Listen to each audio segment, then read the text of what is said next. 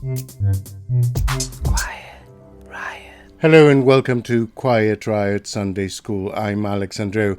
We had quite a different program planned for you today, but given events in the US yesterday, it seemed redundant to talk about anything else.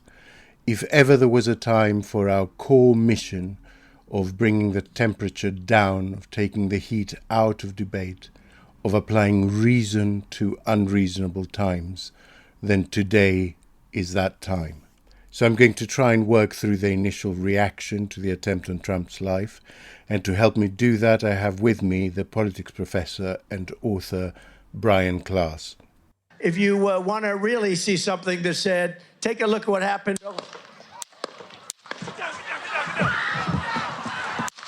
We noticed the guy bear crawling up the roof of the building. We could clearly see him with a rifle. There's no place in America for this kind of violence. It's sick. It's sick. Morning, Brian. Thanks for joining me at such short notice. It's my pleasure. Thanks for having me on. Brian, here's what we know very briefly. Donald Trump was speaking at a campaign event in the city of Butler, Pennsylvania on Saturday evening. He took to the stage just after 6 o'clock, and 7 to 8 minutes into his campaign speech, there were the popping sound of shots being fired. He grabbed at his ear. Secret Service agents swarmed the stage and fell on top of the president. He was then led to the motorcade, left the rally. He's fine. Law enforcement have confirmed that the suspect is dead, along with an audience member. A couple of people are seriously injured. Biden has made a statement condemning the attack. Trump has shared his first account of what happened, saying a bullet pierced the upper part of his ear. And a little bit later, the man suspected of shooting at Trump was named by the FBI as Thomas Matthew Crooks. They have yet to identify a motive, but we know that state voter records show that Crooks was a registered Republican, but he is also reported to have donated $15 to a liberal campaign group in 2021. What was your initial reaction to this? Were you up when it happened, or did you find out this morning? My phone buzzed around 3:45 this morning, so I woke up to that, basically, and looked on Twitter. I mean, it's a terrible thing to watch your country falling apart, and I think this is just one of those additional canaries in the coal mine that the U.S. is a fundamentally broken society where this kind of thing is going to be happening more and more frequently.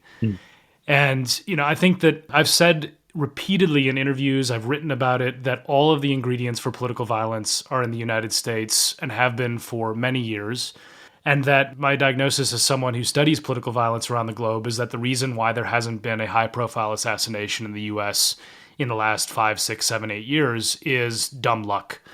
And I think the luck basically just ran out. And, I think this is the kind of stuff where when you have a bastion of extremism, which the United States has, easy access to guns, extremely negative polarization where people hate each other around politics, and, epidemics of loneliness and boredom and all sorts of other things that provoke political violence, along with politicians who incite it, it's inevitable that these sorts of things happen. And it's particularly prominent, I think, in our minds when we talk about the threats around democracy, that the entire reason why democracy is so worth protecting is so that you can resolve issues with the ballot box rather than with bullets. And, I think this is the kind of moment where I would like to hope that there would be pause and a chance to reset political dynamics. What I think is much more likely is that all of the sort of extremism, conspiracy theories, et cetera, that infuse American politics right now, that they are going to go into overdrive heading towards the election. And I'm in despair for what we will see in the coming months and potentially the coming years in America. And I have to say, my Twitter around the time was full of people claiming this was some kind of setup to hand the election to Trump, and also people saying the Democrats and the media are completely to blame for this. Is either of those things a fair charge? Well, I think that the first thing I'd say is we have no idea why this person did this. And even if we did know, the thing is that when you have 330 million people, every so often someone does something that's extremely crazy and destructive, right? I mean, the person who tried to shoot Ronald Reagan thought that he was going to impress Jodie Foster by doing so. I mean, we have no idea the mental state of the shooter. We don't know much about their political background as we're recording this. And regardless, I think the point is that you can overemphasize an individual motivations. I think the broader picture is really clear, which is that the political rhetoric around politics in the United States with, Trump or Trumpism in general is toxic. And when you look at some of the dynamics around this, it is clearly the case that there are extremists in both parties. There are definitely extremists in the Democratic Party as well as the Republican Party. The difference is that the extremists in the Republican Party are in charge. And so what you see that I think is worth highlighting is that the reactions to this are totally asymmetric. Yeah. So when you had Nancy Pelosi's husband attacked with a hammer by a deranged, conspiracy theorists who peddled many of the sort of tropes of the MAGA movement and so on, it became a joke in the Trump rallies. It became something that was made fun of. Donald Trump Jr. posted a photo of his Halloween costume, he said, which was a hammer, which was used to, fracture Paul Pelosi's skull by this person who's trying to kill Nancy Pelosi. And the opposite is the case when Trump was the target of the attacks, right? I mean, Joe Biden instantly condemned them, called Donald Trump.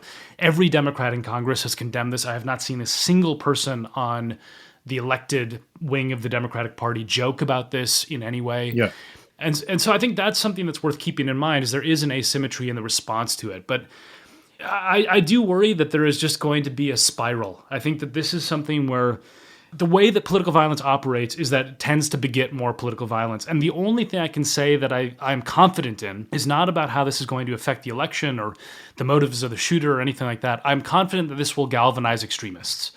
And that's the danger here. And that's the thing that I'm most worried about as we sort of process the news. I mean, it's interesting you mentioned Paul Pelosi, because one of the people going really quite corybantic on Twitter last night was Marjorie Taylor Greene. And I had a vague memory of her around the Paul Pelosi thing.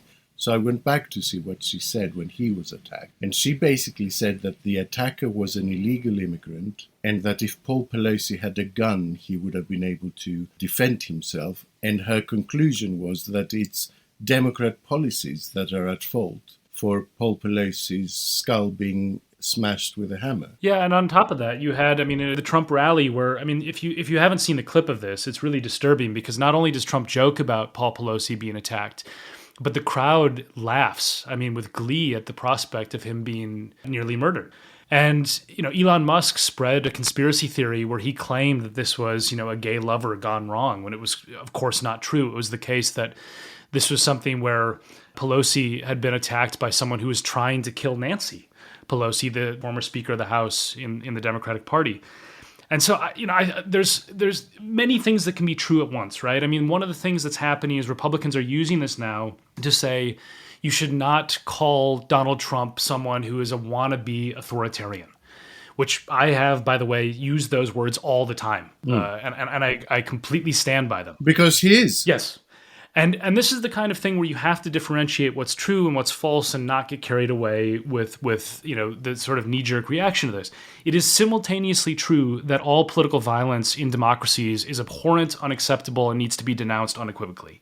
It is also true that Donald Trump and his political movement pose a serious and unprecedented risk to American democracy, and the former should not stop us from pointing out the latter. And it is also true that when you have political violence in the United States, there is a complete asymmetry in how it's responded to by the different political parties, where Democrats condemn it unequivocally and Republicans joke about it or spread conspiracy theories. And I think you can hold all three thoughts in your mind at the same time. And I think that's the kind of stuff where this is particularly ill-suited for social media politics because it's nuanced. This doesn't make the stuff about Trump's authoritarian threat go away. It's still awful that somebody tried to kill him.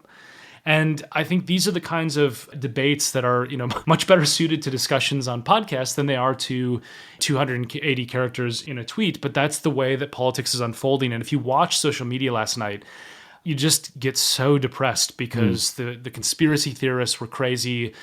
The reactions just amped up the temperature. And, I just think that the risks of this spiraling are so enormous right now. And I'm worried about the future of the country that I grew up in and wish was a much more stable democracy than it actually is.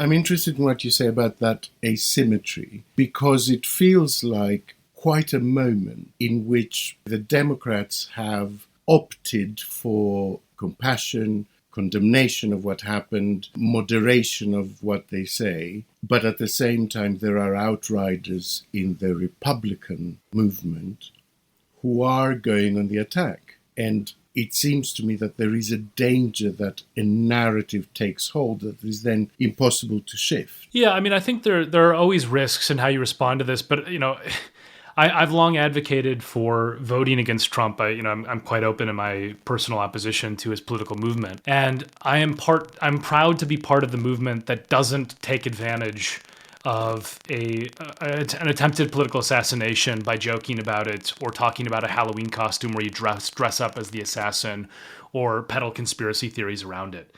And I think, whatever the political fallout will be of this, I think it's important to have that aspect of it. I also think that the discussions around the impact of this on the election are extremely premature. We have no idea, as we're recording this, what the shooter's motivations were. But more to the point, everybody has a viewpoint about Donald Trump already, right? There are things that are going to galvanize his base, like the photo of him in which he looks extremely defiant and strong right after this bullet grazed his ear. But it is the kind of stuff where, do you think, how many swing voters, how many million of swing voters are there who are undecided about Donald Trump and now will vote for him? This will affect base dynamics. It will really accelerate the enthusiasm that his base has. Yeah. It will potentially galvanize his supporters to turn out. But we have no idea how this is going to affect the election. And in this sort of chaotic moment that is in the aftermath where very little information is known, I come back to the basic principle of just be a decent person. And when someone tries to shoot someone else for political reasons to assassinate them, I think in any democracy where you care about rule of law and principles of how you govern a democratic state, you condemn it and worry about the politics later. And I think that's the kind of stuff where, I think Democratic politicians are being very responsible at the moment, which I'm glad to see. Why are there always people behind whoever it is that's making a speech? That seems weirdly dangerous, doesn't it? Well, the reason for it is for optics. So it's to show the crowd cheering constantly in every sort of applause line. And Trump is masterful at optics. It shouldn't be dangerous. I worked on a campaign for governor of Minnesota. I co-managed a campaign for governor of Minnesota a little over a decade ago. And you have tight security. Even for gubernatorial campaigns, you have tight security. When President Obama came to give a speech in support of our campaign, there was immense security. It was in a closed arena. It was airport-style security and so on. And so I think this is the other angle to this story is this was a catastrophic failure of the Secret Service, that somebody could get onto a rooftop that close to a presidential candidate with a gun. It's a catastrophic failure of the Secret Service. And there's going to be a lot of questions, and I suspect significant congressional investigations into how this failure happened, because the most basic aspect, especially given the legacy of political violence in the United States with things like JFK and so on, is to look for rooftops and elevated positions around wherever a major figure is speaking and sweep them. So there's going to be a lot of questions around the security. I don't think the practice of having people behind the stage should be the thing that changes. I think the security aspects are much more worth investigating and hopefully correcting, because this was a huge failure of the security services. Brian, to wrap this up, I know you say there's no way of telling how this will affect the election campaign. I agree with you. I think there is a way of seeing how this plays now, right now, but in the current febrile environment, to be honest, 4 months is a very long time. And who knows what else is going to happen. But what it does affect, I think, and I want you to correct me if you disagree with that, is any possibility of replacing Biden. Because it seems to me that with this creating such an unstable and dangerous moment for the nation, it seems to me impossible that the Democrats would now go for a narrative that says Biden is not a safe pair of hands. Yeah, I agree with you. I mean, I'd never say never in U.S. politics, but the way that I've thought about this question is that you cannot change candidates during the convention or beyond the convention. The Democrats have never had an appetite for that. So if anything was going to happen, it was going to happen basically now. I did an interview on the Today program about 6 days ago, and I said there's about 7 to 10 days in which this decision is going to take place.